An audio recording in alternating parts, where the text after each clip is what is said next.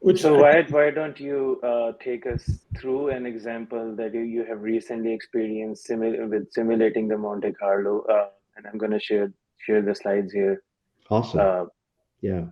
So there's a story with this. So we were working with a client, and it was one of my first times with this team. And the manager, the VP of the organization, came in and said, "We've got to deliver this thing by the end of May." It was March. You'll see March 18th. And the look on everyone's faces was like, "Are you kidding me?" And I asked, like, "Do we know the size of the effort? Can we do this?" And everyone said, "We have no idea."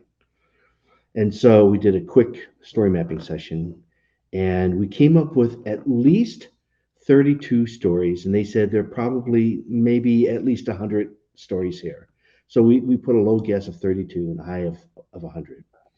And then we said, okay, so, and what Kevin was saying earlier, so split the stories. Do they split stories? Yes, we currently split stories. How often do you split them?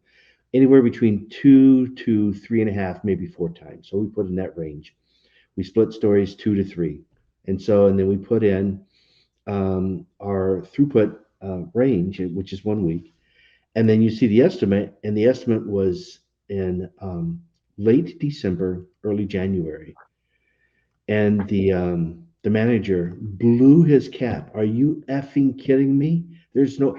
This is probably not the right team to be doing this work. Is almost a direct quote. And so we started to.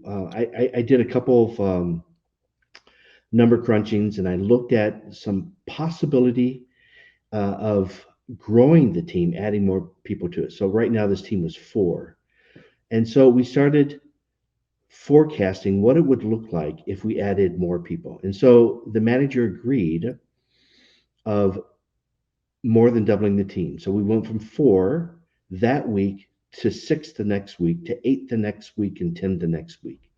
And if you look at, and one of the great things about this area, there are many teams in this area, but they were already rotating, and so we could pull people back into this team because they had domain knowledge of the code base. And so on the next slide, if we pull up slide 11, you'll see that we have some data samples, right? We started with nine stories as a throughput for the first team, and then we added more people. Now we start getting some consistencies, 27, 25, 29. Now you'll say, well, there's that 17. Well, we can explain that very easily. 2 people had holiday, and so um, um, they dropped throughput. But the rest of the data set was very consistent, 29, 25, 25, 25.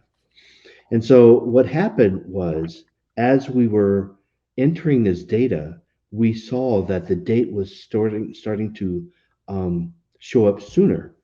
And when the team actually finished this, they finished it in June, early June. It wasn't December, it wasn't January. So using this forecast as a technique of saying we need to increase the team size, we could do that right off the bat. So if you could pull up slide number 12. Right. So that shows that they finished on the 15th of June, and that was a team of 10. And the CTO of a company was like really thrilled because they had to interface with an external vendor, IBM, and it absolutely had to be done then. There's no way it could have been. It was not acceptable to deliver this in December or January.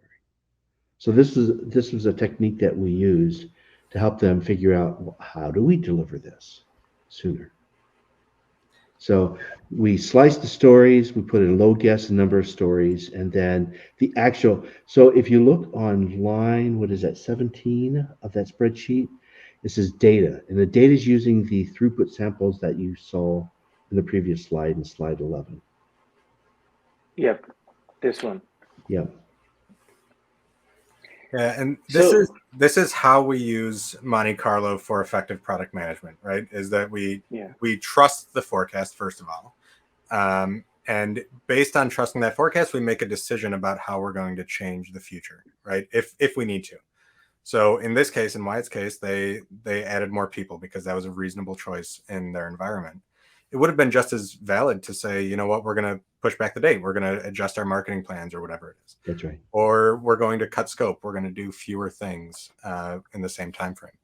But trusting the forecast was the starting point of them being able to make a good decision, a good product management decision using this forecast.